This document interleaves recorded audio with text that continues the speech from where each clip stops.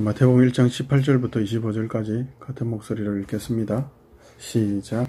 예수 그리스도의 나심은 이러하니라. 그의 어머니 마리아가 요셉과 약혼하고 동거하기 전에 성령으로 잉태된 것이 나타났더니 그의 남편 요셉은 의로운 사람이라 그를 드러내지 아니하고 가만히 끊고자 하여 이 일을 생각할 때에 주의 사자가 현몽하여 이르되 다윗의 자손 요셉아 내 아내 마리아 데려오기를 무서워하지 말라.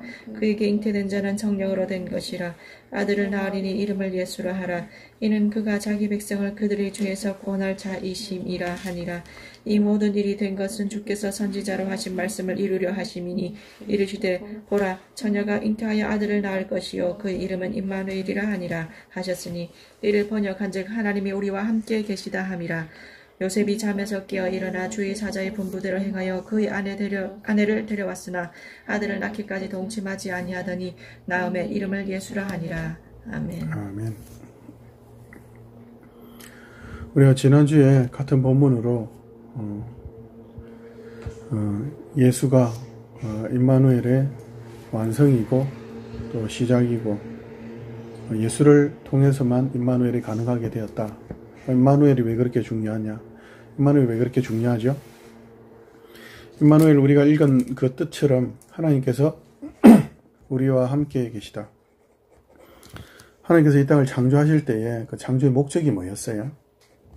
사람을 지어가지고 기계처럼 부려먹으려고, 노동 착취하려고, 에덴 동산 내가 대충 아무렇게나 지었으니까 네가 더 예쁘게 만들어봐. 아니 창고에 열매를 따가지고 노동 착취해서 커피나 이런 것들 노동 착취하는 것처럼 해가지고 싸게 팔아서 이웃 남겨 먹으려고. 아니죠. 하나님께서 에덴 동산을 만드시고 거기에 너무 먹기도 좋고 보기 좋은 열매들이 엄청 많이 나게 하시죠. 그래서 사람이 그걸 갖다가 다스리고 가꾸는 그 의미는 그 풍성함을 누린다는 의미지, 일의 의미는 노동, 그러니까 땀 흘려 고생한다는 의미는 그 뒤에 범죄한 이후에 나오지, 범죄하기 전까지의 모든 인간들의 일은 즐거움이죠. 기쁨이죠.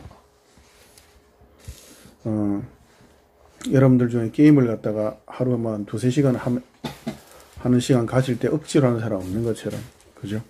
그래서 기본적으로 하나님께서 이 땅을 창조하시고 인간을 만드셨을 때 하나님께서 원하시는 것은 임마누엘이었죠. 하나님과 함께 하나님의 그 영광과 존귀와 기쁨을 누리려고. 그래서 임마누엘이 창조의 목적인 거예요.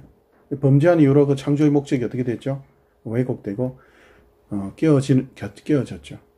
그래서 창조의 목적이 깨어진 것 같지만 그런 하나님이 실패하지 않으시죠. 그래서 구원을 예수님을 작정하시고 영원 전부터 그 계획을 따라서 역시 그 임마누엘을 완성해 가시는데 더 범죄할 수 있는 그런 자유를 허락하신 그 이후 인간에게 이제 책임을 묻지 않으시고 어떻게 해요?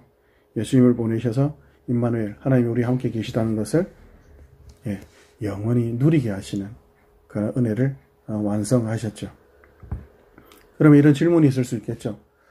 그럼 예수님께서 우리 죄를 대속하시고 그래서 하나님과 함께 하게 되었으면 하나님 창조주시지 않느냐? 모든 것을 다스리시고 완성하신 하나님이지 않느냐? 모든 것을 풍성하게 하시고 모든 질병을 고치시고 모든 슬픔을 눈물을 요한계시록에 보면 아니 천국이 오면은 눈물도 슬픔도 질병도 없다고 했는데 왜 이러냐?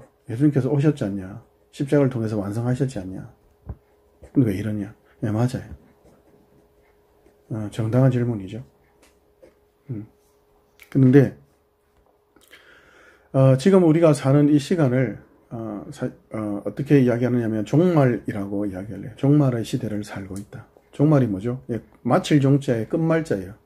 끝이 났다는 거예요. 끝이 났는데 우리 지금 살고 있잖아요. 그러니까 뭐가 끝이 났다는 말일까요? 어떤 죄수가 뭔가 잘못을 했어요. 그래서 잡혔어요. 잡히기 전까지 이렇게 지 맘대로 살았겠죠. 근데 잡혔어. 응? 그리고 법정에서 이미 살인마야. 그래가지고 살인을 했기 때문에 엄청난 많은 사람을 죽였기 때문에 사형이 선고가 됐어요. 꽝꽝꽝 사형. 그리고 이제 다음날에 집행을 하러 가요. 감옥에서 탁 나와요. 감옥에서 나와서 사형장까지 가는 데에 뭐 순간이동 하지 않잖아요. 걸어서 가든지 하죠. 그래서 뭐 아실란가 모르겠는데 모래시계 같은 이런 드라마 보면 뭐 이렇게 가면서 하늘도 보고 하면서 그 사형장에 들어가가지고 뭐 나 떨고 있냐 이런 것도 해석하고 시간이 걸리잖아요. 그죠? 그러나 감옥에서 나와서 사형장까지 가는 그 시간이 한 몇 분 걸린다고 해서 이 사람이 그 시간은 딱 사형당하는 그 순간만 딱 사형당하는 건 아니잖아요. 그죠? 그것처럼 지금도 하나님께서 완성하셨고 이 땅이 끝났죠. 이 땅의 기준과 질서, 돈과 명예와 권력과 쾌락이 인간들을 유혹하고 하는, 그래서 힘을 내어서 믿는 성도들까지 함부로 하려고 하는, 그러니까 모든 인간에게 영향을 미치는, 그건 끝났어요. 모든 인간에게 사탄과 세상의 논리와 기준이 미칠 수는 없어요. 이제 믿지 않는 자들에게는 여전히 힘을 발휘하고 있죠. 왜요? 사형당하러 가기 전에 마지막 발광을 하는 것이 지금 이 세상의 모습이니까요. 그러면 하나님께서 다스리고 있다는 이 세상, 지금도 여전히 하나님 다스리고 계시잖아요. 근데 왜 이렇게 내버려 두십니까? 아니, 믿지 않는 사람들만 그러면 뭐 괴롭힌다든지 그러면 될 텐데 왜 믿는 사람들까지 괴롭힙니까? 하나님, 임마누엘이, 제가 예수 믿지 않는 사람들에게 하나님이 예수 그리스도를 통해서 임마누엘, 하나님 우리와 함께 계시다 하심을 완성하셨다는데, 그럼 임마누엘의 증거가 뭡니까? 왜 이렇게 피곤합니까? 왜 이렇게 힘듭니까? 제가 세상 사람들 할 말이 없네요. 어떻게 드러내죠? 교회가 예수 그리스도를 통해서 임마누엘이 완성되었고 하나님이 함께 계시다는 그 증거가 확실하다는 것을 제시해야 될 증거가 있어야 되잖아요. 그 제시해야 될 의무도 있고요. 그걸 오늘 저희가 조금 살펴보려고 합니다. 예수님께서 이 땅에 오셔서 우리에게 허락하신 그 구원이 어떤 것인지에 대해서 우리가 알죠. 그래서 우리 그걸 일단 한번 살펴보고 확인하고 넘어갑시다. 로마서 3장으로 가볼까요? 로마서 3장. 로마서 3장 21절부터 26절까지 같이 읽을게요. 로마서 3장 21절부터 26절까지 같은 목소리로 읽습니다. 시작. 이제는 율법에 하나님의 한 의가 나타났으니 율법과 선지자들에게 증거를 받은 것이라. 곧 예수 그리스도를 믿음으로 말미암아 모든 믿는 자에게 미치는 하나님의 의인이 차별이 없느니라. 모든 사람이 죄를 범하였으며 하나님의 영광에 이르지 못하더니 그리스도 예수 안에 있는 성령으로 말미암아 하나님의 은혜로 값없이 의롭다 하심을 얻은 자 되었느니라. 이 예수를 하나님이 그의 피로써 믿음으로 말미암는 한목제물로 세우셨으니 이는 하나님께서 길이 참으시는 중에 전에 지은 죄를 간과하심으로 자기 의로우심을 나타내려 하심이니 곧 이때에 자기 의로우심을 나타내사 자기도 의로우시며 또한 예수 믿는 자를 의롭다 하려 하심이라. 아멘. 아멘. 이제는 율법에 다른 의가 나타났다. 율법은 여기서 뭐냐면 구원을 받을 어떤 인간의 노력, 인간의 모든 수단 방법이 다 허사라는 걸 이야기하는 겁니다. 인간의 노력과 인간의 어떤 것으로도 지혜나 능력으로 안 된다, 끝장났다, 망했다라는 걸 이야기하는 거예요. 근데 망했는 줄 인간들은 몰랐죠. 망했는데 내버려두면 다 지옥으로 가게 되어 있는데 그걸 모르고 그냥 사는 거예요. 하나님께서 내버려두지 않고 그래서 이제는 하는 거예요. 그럼 예전에는 망하게 되었는데 이제는 예수께서 오셔서 하나님의 영광에 이를 수 없는 죄인들을 구원하셔서 어떻게 하신다고요? 하나님과 화목되게 하기를 원하셨는데 어떻게? 방법은 피 흘려 죽으셔서, 대신 죽으셔서. 왜 지금도 세상 가운데 사는 그리스도인들이 고생할 수밖에 없느냐? 지금도 세상은 뭐죠? 예수님을, 하나님을 어떻게 하고 있죠? 지금도 여전히 대적하고 있죠. 그나마 마지막 남은 시간, 사형장으로 끌려가고 있는 시간 중에서 하나님 앞에 자복하고 돌아올 수 있으면 그렇게 회개하고 자복하면 되는데, 근데 그러는 인간이 없죠.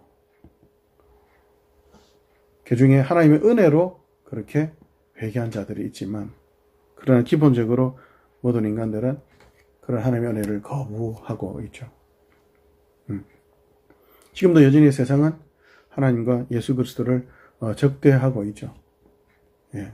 그렇기 때문에 지금 있는 사람들은 끊임없이 힘들 수밖에 없죠. 그 결과로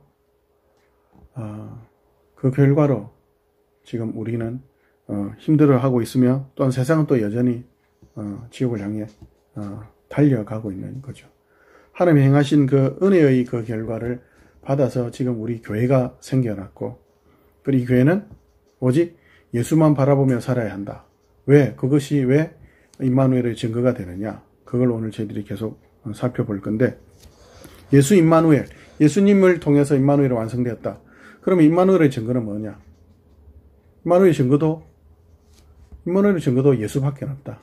다른 어떤 방법이 없다. 왜요? 여전히 세상은 예수님을 거부하고 있고, 예수 외에는 들이댈 게 없어요. 그들에게. 어떤 지식이나 어떤 설득으로 해결되는 것이 아니라 하나님께서 허락하신 복음의 방법 외에는 불가능한 겁니다. 불가능한 겁니다.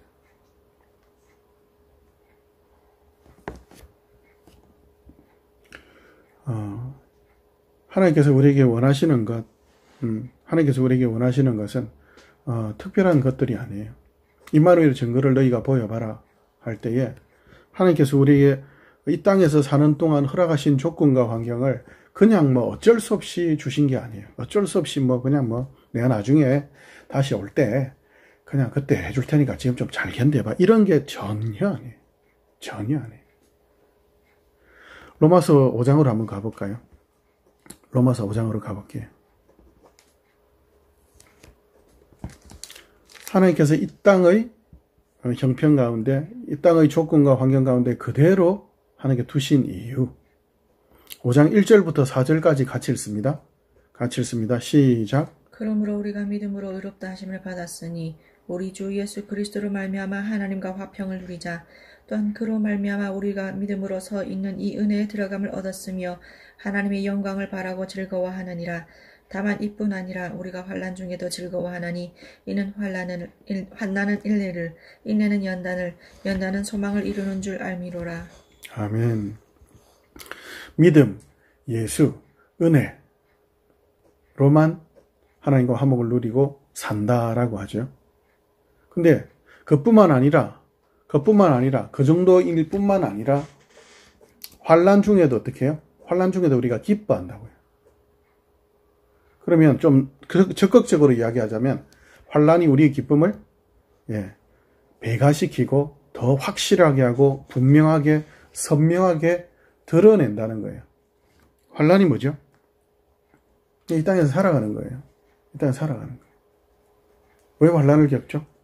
죄와 죽음이 궁극적으로 좀 간단하게, 극단적으로 좀 쉽게 간단하게 이야기해서 죄와 죽음이 있으니까요.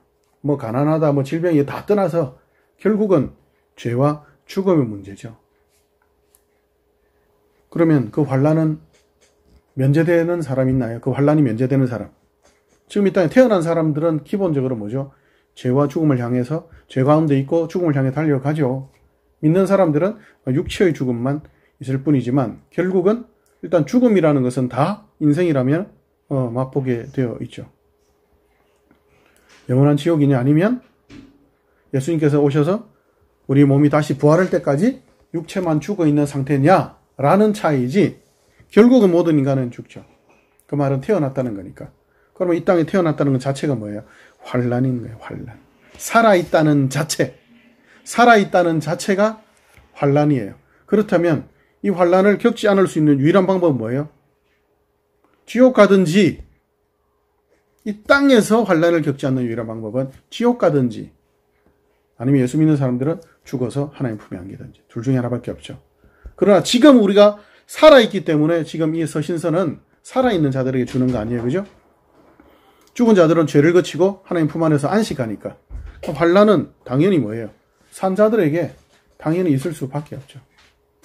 그 환란을 살게 되면 어떻게 되는 거예요? 그 환란 가운데 버리지 않고 무시하지 않고 살아있는다는 그 자체가 뭐예요? 예수 믿는 사람은 살아있는 자체가 뭐예요? 참고 있는다는 거죠. 참고 있으면 어떻게 되죠? 환란은 인내를. 살아있으니까 인내할 수밖에 없죠. 살고 싶어서 사는 사람 없죠. 억지로 살죠. 그러나 그게 뭘 만들어가죠? 인내를 만들어가죠. 그럼 인내는 뭐를 만든다고요? 인내는 연단을 만들어가요. 연단은 뭐를 이야기하는 거예요? 단단해지는 거예요. 나이테를 이야기하는 거예요. 나이테가 하나하나 쌓여져가지고. 나이테 하나 쌓여져가지고. 욕먹고 실패하고 하더라도 그게 쌓여져 가면서 실패하더라도 괜찮구나. 내일 내가 불안했는데 돈이 없으면 뭐가 없으면 불안했는데 어떻게 살까 했는데 살아보니까 돈이 없어도 괜찮구나. 사라지는구나. 10,000원짜리 안 먹으면 큰일 날 것 같았는데 1,000원짜리 삼각김밥만 먹어도 사라지는구나. 물론 싫고 짜증나지만 사라지는구나. 그러면 점점 어떻게 돼요? 하나님께 약속하신 것이 그 속에서 내가 이러면 당장 죽을 것 같았는데 아니구나. 환난 가운데서도 하나님 내가 사라지네요. 그리고 단단해지네요. 더 풍성해지네요. 그 풍성함이 부요함이나 어떤 명예에 대한 개념이 아니라 하나님에 대한 지식에 있어서 하나님에 대한 신뢰에 있어서 그 다음에 어떤 형편 가운데서도 사랑할 수 있고 용서할 수 있는 그 넉넉함. 그 근거가 뭐죠? 우리가 믿음으로 예수 그리스도로 말미암아 하나님과 화목함을 얻었으니 우리가 서 있는 이 은혜에 들어가서 하나님과 화목을 누리자. 그리고 이 연단을 통해서 어떻게 해요? 점점 더 소망이 분명해지고 하나님 진짜네요. 우리의 믿음이 진짜네요. 우리의 복음이 진짜네요 하면서 계속 바라보는 거예요. 세상의 조건은요. 환경은요. 변함이 없어요.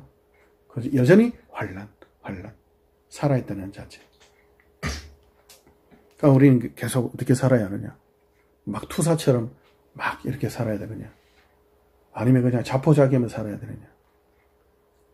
극단적인 어떤 양극단. 포기하든지 아니면 완벽주의를 가든지.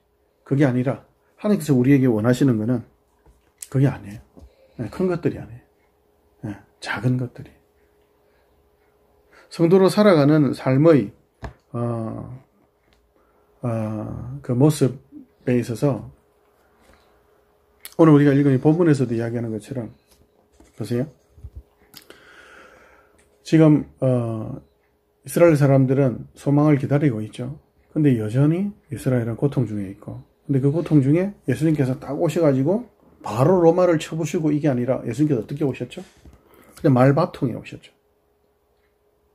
그리고 30년 동안 조용히 지내시죠. 그리고 3년 반 동안도 삐까번쩍하게 아니라 기적을 행했다면 자꾸 숨으시고, 그 기적과 표적을 행했으면 나를 따르라 하면 다 선거했다면 막 한 99%는 그죠? 99% 선거율로 당첨 될 거 아니에요, 대통령. 그죠? 늘 숨으세요. 이 땅의 조건과 환경, 이 땅의 어떤 형편을 바꾸거나 하는 거에 하나님께서 관심을 두지 않으세요. 지난주에 우리가 살펴봤던 것처럼 죄의 문제에 대해서, 의의 문제에 대해서 예수님께서 해결하시고 완성하러 오셨죠. 왜? 그것이 가장 구체적이고 가장 실제적인 피부에 와닿는 문제니까요. 죄의 문제가 무슨 피부에 와닿는 문제냐? 그것 때문이에요. 어떤 경우에도 만족함이 없는, 1,000억을 가지고 1조를 가져도 만족함이 있을까요? 아니, 없어요. 엄청나 유명한 사람들이 왜 자살하고, 그렇게 수조의 재산을 가진 재벌들이 왜 자살을 하죠? 그죠? 죽고 못 살아가지고 결혼한 부부들이 이혼을 하고, 부정을 행하고, 부모와 자식 간에 서로 죽이기도 하는 그런 일들이 왜 일어나죠? 이 땅의 조건과 환경은 죄의 문제가 해결하지 않는 데는 의미가 없는 거예요. 돌아와서 하나님께서 우리에게 원하는 삶은 특별한 삶이 아니에요. 죄와 사망의 문제, 의의 문제, 구원의 문제, 복음의 문제, 어떤 엄청난 크다란, 우리가 기도할 때나 살아갈 때는 주로 큰 이야기 하잖아요. 나라를 위해서 기도하고, 세계의 구원을 위해서 기도하고, 선교를 하고 등등 하죠. 그러나 하나님께서 우리에게 원하시는 것, 우리 것을 기도할 수 있다는 그 특권이 있음에도 불구하고 하나님께서 우리에게 너 어디 외국 나가라, 뭐 어디 해라, 막 죽어라 이렇게 하지 않으세요. 하나님께서 우리에게 원한 것, 죄와 싸우되 피 흘리기까지 싸우고 예수 그리스도를 생각하면서 열심히 살아라, 뭐 등등, 예수님께서 너를 위해서 죽었으니까 너 헌신해야지, 이런 모든 것들은 어떤 대가에 대한 개념이나 보상의 개념이 아닌 거예요. 그리고 더 많은 어떤 뭔가를 받기 위한 투자도 아니고, 어떤 뭔가를 갚기 위한, 하나님 제게 이렇게 은혜를 베푸시니까 저도 좀 갚을게요, 이런 개념이 전혀 아니에요.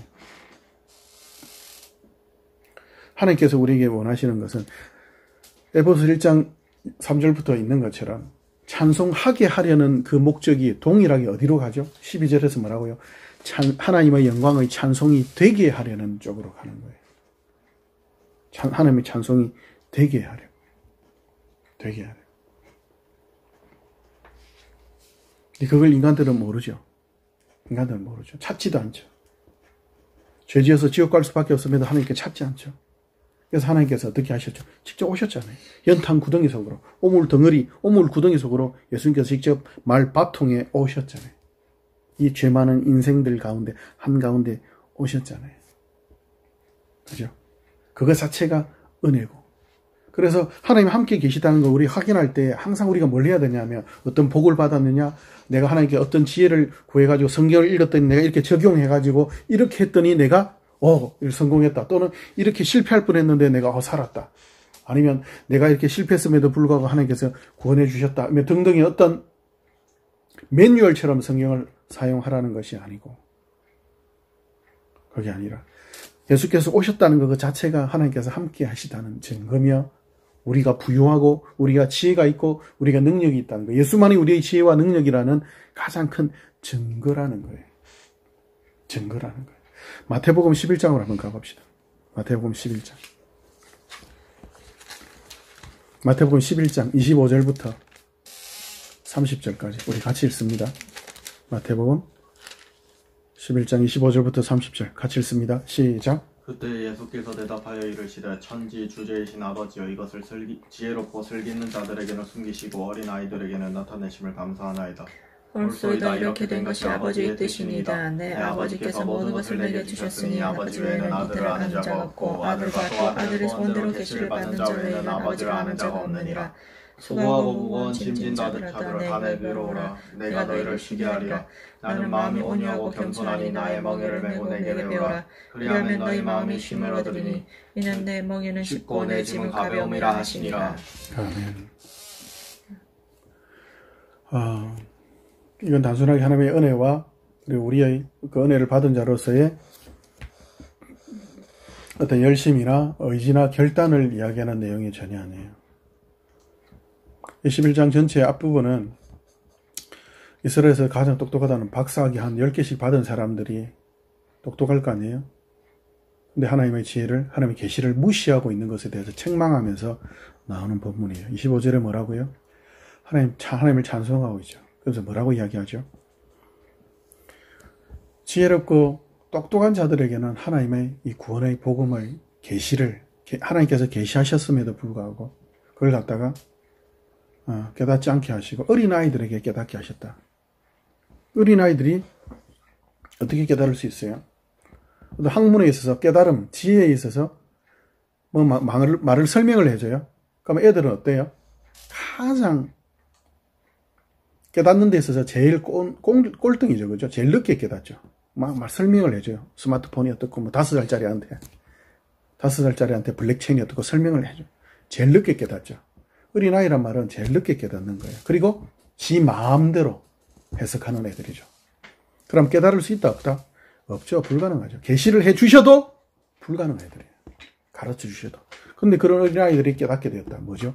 은혜인 거죠. 어린아이가 깨달았다는 것은 은혜인 거예요. 은혜를 베푸셔서 감사합니다. 자격도, 조건도, 노력도, 실력도, 성실함도 아무 없는 무지무능한 불법하고 범죄한 인생들에게 하나님 은혜를 베푸셔서 감사하다는 거예요. 그런 자들에게 하나님께서 지금 예수님께서 뭘 이야기하시죠? 무거운 짐지다 다 내게서 쉬어라. 예, 감사합니다 하고 왔는데 예수님 뭐라고 하시죠? 너희 짐을 내려놓고 내 짐 지어 이렇게 해야 해요. 내 짐은 싣고 가벼우니까 예? 짐이 싣고 가볍다고요? 피 흘리기까지 죽기까지 죄와 싸우라면서요. 자기 십자가 지면서 살아가라면서요. 그럼 누가 짐이 쉽고 가벼워요? 짐이 쉽고 가볍다고요. 누구 십자가라고요? 예수님의 십자가를 지고 가라고? 아니요. 자기 십자가, 지 십자가. 그 지 십자가가 뭐죠? 자기 인생인 거예요. 아니 내 인생을 살면은 그냥 그러면 전도의 삶이 되나요? 내 인생을 살면 하나님께서 어린아이에게 계시를 하셔서 그걸 어리석은 자가 깨닫게 하신 그 은혜처럼 우리도 그렇게 은혜를 전하는 자가 됩니까? 예, 그렇다고 이야기하는 거예요. 그저 하루하루 그리스도인들의 삶을 살면 그것으로 하나님께서 기뻐하시고 그렇게 순종하는 하루하루를 살면 그것으로 하나님의 놀라운 은혜의 계시가 온 우주 만물을 창조하신 창조주의 계시와 하나님의 능력과 지혜가 드러난다고요. 그렇다라고 이야기하십니다. 일단 이 출생에 대한 내용을 통해서 하나님의 계시를 엄청나게 거대한 담론을 이야기하다가 갑자기 한 가정의 출생에 이야기하는 장면이 또 하나 나오죠. 우리 출애굽기로 가볼까요? 출애굽기 1장 1절부터 7절까지 읽습니다. 7장 1절부터 출애굽기 1장 1절부터 7절까지 같은 목소리를 읽습니다. 시작. 야곱과 함께 각각 자기 가족을 데리고 애굽에 이른 이스라엘의 아들들의 이름은 이러하니 루벤과 시몬과 레위와 유다와 이사갈과 스불론과 베냐민과 단과 납달리와 갓과 아스리요. 야곱의 허리에서 나온 사람이 모두 70이요 요셉은 애굽에 있었더라. 요셉과 그의 모든 형제와 그 시대의 사람 다 죽었고 이스라엘 자손은 생크여 번성하고 매우 강하여 온 땅에 가득하게 되었더라. 아멘. 창세기 12장부터 50장까지를 간단하게 요약한 거죠. 그게 완성되었다. 더 나아가서는 창세기 전체고 하나님의 계획이겠죠. 그랬으면 이제 어떻게 돼야 되는 거예요? 그럼 이제 나와야죠, 그죠? 가나안으로 가야죠, 그죠? 근데 그 뒤에 내용이 어떻게 되죠? 우리가 알고 있는 것처럼 8절 이후에 애굽의 왕이 새로 바뀌면서 이스라엘을 괴롭히기 시작하죠. 막 벽돌 굽게 하고 우리가 역사 속에 봤던 피라미드 만들게 하고 막 그죠? 엄청 고생시키죠, 그죠? 그런데도 불구하고 고생시켰는데도 불구하고 이스라엘의 숫자는 어떻게 해요? 인구가 계속 불어나요. 아니 코로나가 일어났는데도 쟤들은 아무도 안 걸려. 계속 애가 태어나도 얘도 안 걸려. 절대 안 걸려. 아니 애굽 사람들과 코로나 걸린 사람들과 같이 살고 있는데도 지금 비유를 드는 거예요. 그냥 막 마스크 하지 말고 이러라는 말이 아니고 교회만 오면은 코로나 상관없습니다. 이런 이상한 이단적인 발언 지금 하는 게 아니고요. 예를 들면 비유를 하자면 그 정도로 뭐예요?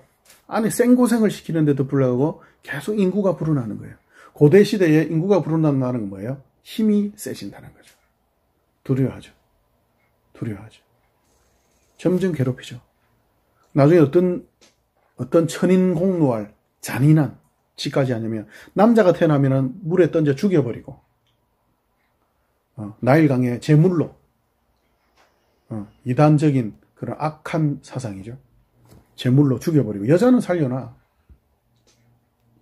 아들을 점점 죽이면 어떻게 되는 거예요? 이스라엘 민족이 씨가 마르겠죠. 그런데도 어떻게 해요? 산파들이 하나님을 두려워해서 변명을 하죠.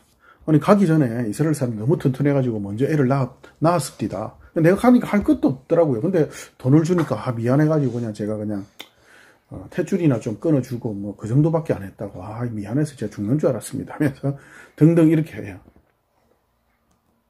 예. 제가 지금 이야기 스토리가 헷갈렸는데 대충 아시겠죠? 앞에 거랑 뒤에 거랑. 그러면서 나중에는 결국은 애가 태어나면 그냥 죽여버리라 한 거예요. 처음에는 산파한테 남자 태어나면 죽여라 이렇게 했는데 그 말을 안 들으니까. 근데 어떻게 되죠? 자, 지금 이 형편이 어때요? 지금 이 형편이. 이스라엘의 형편이 어때요? 아니, 하나님 1장 1절부터 7절에 보면 하나님의 계획이 하나님의 뜻이 완성되었다. 그 계시가 완성되었다라고 되어 있잖아요. 근데 지금 형편이 어때요? 이스라엘 형편. 완전 전문용어로 개고생하는 거예요. 완전 팔딱 뛰고 자빠질 노릇 아니에요. 그죠? 근데 하나님께서 구원을 베푸시는 모습이 지금 드러나고 있죠. 그러면 이제 본격적으로 이름에도 불구하고 이러니까 이제 하나님께서 드디어 출애굽시키시겠구나 하고 딱 하는데 2장으로 넘어가 보세요. 2장. 자, 하나님께서 어떻게 하시는지 봅시다. 2장 1절부터 10절까지 같이 읽습니다. 시작. 레위 가족 중 한 사람이 가서 레위 여자에게 장가들어 그 여자가 임신하여 아들을 낳으니 그가 잘생겼을 보고 석 달 동안 그를 숨겼으나 더 숨길 수 없게 되매 그를 위하여 갈대 상자를 가져다가 역청과 나무 진을 칠하고 아기를 거기 담아 나일강과 갈대 사이에 두고 그의 누이가 어떻게 되는지를 알려고 멀리 섰더니 바로의 딸이 목욕하러 나일강으로 내려오고 시녀들은 나일강가를 거닐 때에 그가 갈대 사이에 상자를 보고 시내를 보내어 가져다가 열고 그 아기를 보니 아기가 오는지라 그가 그를 불쌍히 여겨 이르되 이는 히브리 사람의 아기로다. 그의 누이가 바로의 딸에게 이르되 내가 가서 당신을 위하여 히브리 여인 중에서 무이모를 불러다가 이 아기에게 젖을 먹이게 하리까. 바로의 딸이 그에게 이르되 가라 하매 그 소녀가 가서 그 아기의 어머니를 불러오니 바로의 딸이 그에게 이르되 이 아기를 데려다가 나를 위하여 젖을 먹이라. 내가 그 삭슬 주리라. 여인이 아기를 데려다가 젖을 먹이더니 그 아이가 자라매 바로의 딸에게로 데려가니 그가 그의 아들이 되니라. 그가 그의 이름을 모세라 하여 이르되 이는 내가 그를 물에서 건져내었음이라 하였더라. 아멘. 어떤 저 만화 영화나 이런 거에도 나오는 내용이라서 믿지 않는 사람들은 스토리라고 생각하죠. 허구라고. 이 드라마가 아니에요. 현실이에요. 사실이에요. 1장에 이스라엘의 구원, 그리고 더 앞으로 가서는 아브라함을 통한, 이스라엘을 통한 전 우주적인, 전 세계적인 구원의 어떤 거대한 이야기를 펼쳐오시다가 1장에 엄청난 나라의 핍박이 엄청난 쓰나미처럼 이렇게 몰려오는 그런 형편이 있다. 갑자기 2장으로 툭 넘어갔는데 한 레위 여자에게 장가드는 장면이 나오죠.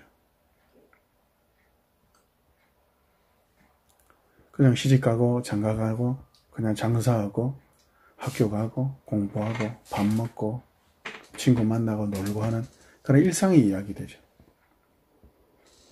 근데 그 일상이 펼쳐지죠. 그러니까 그렇게 살은 거예요.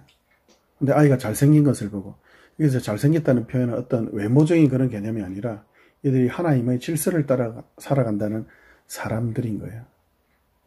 하나님 질서에 의지해서. 그러나 이들의 실력이 어디까지인 거예요? 잠깐 동안인 거예요. 잠깐 동안. 근데 아이가 울고 이제 또 점점 주변에서도 그죠? 눈치챌 거 아니에요. 그러니까 온 가족이 다 죽게 됐단 말이에요. 그 정도 실력밖에 안 되는 거예요. 죽으면 죽으리라 안 돼요. 대부분은 더 불가능해요. 일제 식민지 시대 때나 그리고 북한에서 예전에 북한 공산당이 내려와서 기독교인들을 박해하고 목사님들을 죽이고 할 때, 장로들을 죽이고 할 때 대부분은 도망을 갔다고요. 그럼 죽는 것이 실력이냐? 꼭 그렇지 않아요. 하나님께서 허락하셔야 가능한 거예요. 다음에 기회 되면 주기철 목사님의 어떤 그것들을 읽어보시면 좋겠는데, 주기철 목사님이 그전까지는, 잠깐만 이야기하고 넘어갈게요. 그전까지는 이렇게 일제 경찰이 잡아고 막 고문하고 해도 막 부인하지 않고 막 이렇게 있다가 마지막 딱 정말 죽는 그날, 딱 잡혀가서 이제 죽는 그날에는 이상하게 목사님이 잡으러 왔다는 게, 예전까지는 당당하게 갑시다 하던 양반이 갑자기 집 뒤로 돌아가지고 막 기둥을 잡고 막 이렇게 벌벌 떨더래요. 나중에 사모님이 그 뒤로 가지고 목사님 교인들 본다고 본이 돼야지 왜 이러냐고 막 꼭 이상하게 그전까지는 당당하게 가다 그러더래요. 그래서 목사님께서 마음을 추스리고 이제 가서 이렇게 엄청난 일을 당하고 순교를 당하셨는데, 하나님 앞에 살아가는 대부분의 사람들은 그냥 이렇게 살아요. 그리고 그들의 실력만큼 그저 하루를 사는 거예요. 그러나 한 가지 뭐죠? 하나님께 은혜를 구하죠. 그래서 영청으로 짓고 어떻게 되는가 보자. 뭐예요? 하나님의 은혜를 구하는 거예요. 그 애가 만약에 빠져 죽었다면 어떻게 해야 되죠? 하나님께서 그것도 하나님의 통치 아래 있죠. 이게 뭡니까? 지금 모세 가족, 모세만 살고 다른 애들은 또 죽임을 당했겠죠. 헤롯 때 예수님께서 애굽으로 도망간 뒤에 베들레헴 근처에 있는 애들, 2살 이하의 애들을 싸그리 다 죽이잖아요. 그죠? 그러니까 모세는 구원받았을지 모르겠지만 그 주변의 애들은 또 죽었겠죠. 또 어떤 부분은 믿음이 없어서 애가 태어나면 남자는 또 나일강에 던지는 이스라엘 사람도 있었겠죠. 하나님을 원망하기도 하고 또는 하나님께 은혜를 구하면서 하나님 우리가 실력이 이거밖에 안 되네요 라고. 어떻게 보면 모세의 부모도 결국은 애를 그죠? 포기한 거죠. 이거 하나님께서 간섭하시죠. 그래서 미리암이 따라가서 그 젖먹이를 유모를 찾는데 자기 엄마를 데려오고 참 재미있고 어떻게 보면 우린 결과를 아니까 재미있고 웃기죠. 아니 바로가 애굽의 왕이 법을 시행했는데 그 딸이 그 법을 어겨. 그 법을 어겨. 거기에다가 그 딸이 그 나라를 구원할 자를 막 젖먹이고 밥도 주고 왕자를 세워. 왕을 세워. 어이가 없죠. 그리고 불법을 행했는데 그 유모한테 모세 엄마한테 뭐래요? 내 돈 줄게 이러면서 자기 자식을 키우는데 생활비를 줘. 생활비를 줘. 그 가족이 어떻게 됐을까요? 얼마나 여유 있게 살았을까요? 그죠? 내가 볼 때는 그 아버지도 일 안 해도 됐을 거야. 그죠? 아니 공주의 아들로 입양된 애를 갖다가 먹이는데 얼마나 많이 줬을까? 그죠? 그 집안까지 그냥 그죠? 임마누엘, 하나님 우리와 함께 계시다. 구원을 위해 하나님 예수님까지 주기까지 하는 그 사랑인데 그럼 와가지고 막 하늘을 빵판에 올리고 이래가지고 막 짜잔 이래야 되는데 그게 아니라 어떻게 해요? 한 레위 여자에게 장가들어. 20살짜리 남자애가, 22살짜리 여자애가, 24살짜리 남자애가 그냥 하루하루를 어떻게 해요? 하나님을 믿고 사는 거예요. 하나님 우리 함께 계시다. 뭘 의지해서, 뭘 근거로, 우리 실력, 우리 능력, 우리 믿음의 수준? 그게 아니라 뭐라고요? 오직 예수. 임마누엘의 증거가 뭐냐? 하나님이 너희와 함께 계신다는 증거가 뭐냐? 예수님이 날 위해서 죽었지 않느냐? 내 지금 실력, 내 지금 꼬라지 해가지고도 그래도 나는 예수 믿고 있고 예수 안에 내가 있기 때문에 새로운 피조물이지 않느냐. 실패와 실수, 고의로 하라. 고의로 범죄하고 그걸 이야기하는 게 아니죠. 뭘 이야기하는 거예요? 하나님 약속 믿고 하루하루 세상의 기준과 질서에 이미 종말이 고해진 세상의 기준과 질서 믿지 말고 불안해하지 말고 너희는 먼저 그 나라와 그 의를 구하라. 그리하면 이 모든 것을 더하시리라. 그러므로 너희는 내일을 염려하지 마라. 한 날 괴로우면 그날에 족하니까. 내일은 내일이가 염려해. 한 날 괴로우면 그날에 족하니까. 너 하루 살아. 세상과 신자들의 구분이 뭐예요? 하루하루 밥 먹고 사는 문제, 고생하는, 걱정 안 해고 똑같이 해요. 똑같이 해요. 예.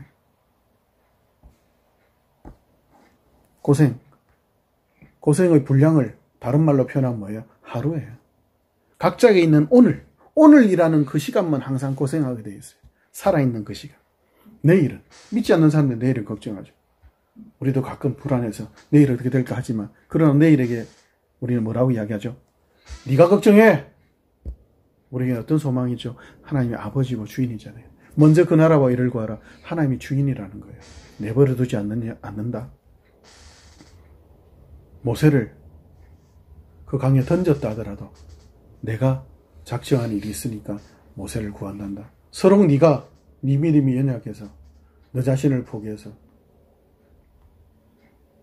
그렇게 했다 하더라도 요나가 나 죽여. 나 니느웨 사람들한테 복음 못 전해. 나 죽을래 하고 자살까지 시도했다 하더라도 하나님께서 고래를 준비하셔서 그렇게 그 구원을, 그 니느웨를, 그 원수된 니느웨를 구원으로 인도해 가시는 것처럼 우리의 인생을 하나님께 인도해 가시죠. 인도해 가시죠. 우리의 약속이 뭐라고요? 우리의 신뢰와 우리의 믿음의 근거가 뭐라고요? 예수인 거예요. 죄인들을 구하기 위해서 하나님이신 예수까지 직접 오셔야 했다. 그 결과로 교회를, 우리를 하나님께서 구원하셨다면 왜 우리를 구원하시기 위해 베푸신 그 은혜를 왜 우리를 이미 구원하신 이후에 포기하시겠어요? 그죠? 하나님께서 우리에게 원하시는 거 화목이죠. 우리가 믿고 나가야 할 거는 뭐예요? 마태복음 28장 18절 이후에 있는 말씀처럼 뭐예요? 하나님께서 내게 하늘과 땅의 모든 권세를 내게 주셨으니 너희는 온 족속으로 제자를 삼고 내가 너에게 분부한 모든 것을 가르쳐 지키게 해라. 아버지, 아들과 성령 이름으로 세례를 주고 내가 너에게 분부한 모든 걸 가르쳐 지키게 해라. 내가 세상 끝날까지 임마누엘 하리라. 항상 함께 할 것이다. 우리의 소망이 뭐예요?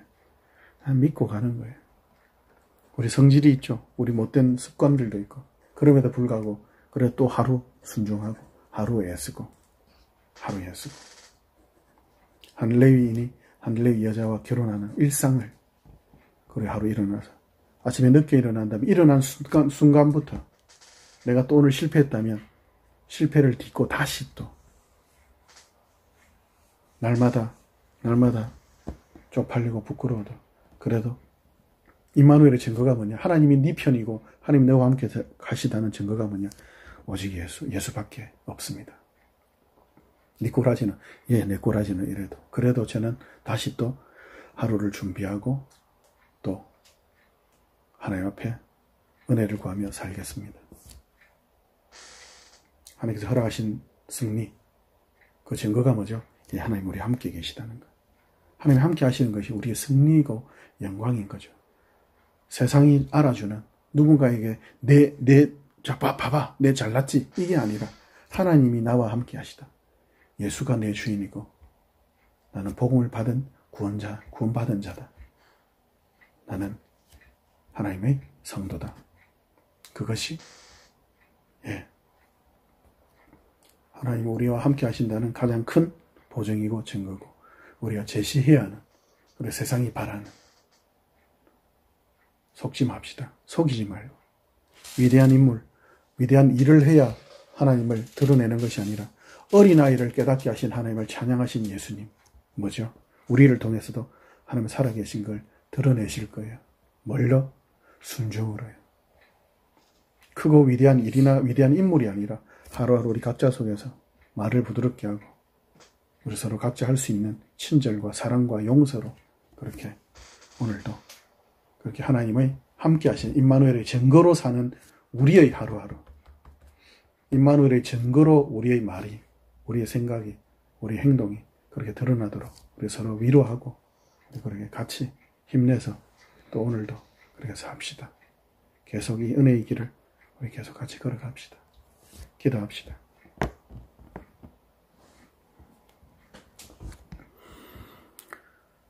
하나님, 예수 믿고 난 뒤에 구원받고 난 뒤에는 하나님 제가 몰라서 죄 지었고 그래서 몰라서 이랬다고 그런 핑계들도 많이 됐었는데 그러나 시간이 지날수록 알면서도 내 문제를 해결해 주시면 이 문제 해결해 주시면 내가 이건 잘할 수 있을 것 같았는데 근데 하나님 잘 압니다. 이 문제 해결해 주시니까 저 문제에는 충성할 실력이 없다는 것을 압니다. 이 죄의 문제 해결하고 나니까 저 죄의 문제는 하나님이 좀 해결해 주세요. 근데 때로는 내게 실력이 없고 내가 하기 싫다는 것을 또 압니다. 하나님, 내가 어쩔 수 없이 죄 짓는 거조가 아니고 사실은 죄 짓고 싶어하는 핑계를 자꾸 하나님께 대고 세상에 대고 있는 우리 자신을 발견합니다. 하나님 우리에게 원하시는 것, 위대한 무엇도 아니고 우리가 어떤 위대한 사람이 되라는 것도 아니고 그저 하루 날마다 회개하며 날마다 사랑과 용서로 충성하며 자라가기를 원하시는 것. 하나님, 하나님이 함께 하시다는 증거, 우리가 그 증거가 되어서 지금 이 땅에 있사오니 오직 예수만 바라고 예수만 소망하며 예수만 기대하며 나아가도록 늘 함께하여 주옵소서. 이 승리와 영광을 순종으로 충성으로 감사와 겸손으로 날마다 누리며 전하며 자라가게 하옵소서. 감사합니다. 하나님 감사합니다. 이런 우리가 늘 함께하여 주시니 감사합니다. 우리 주 예수님 이름으로 기도합니다. 아멘.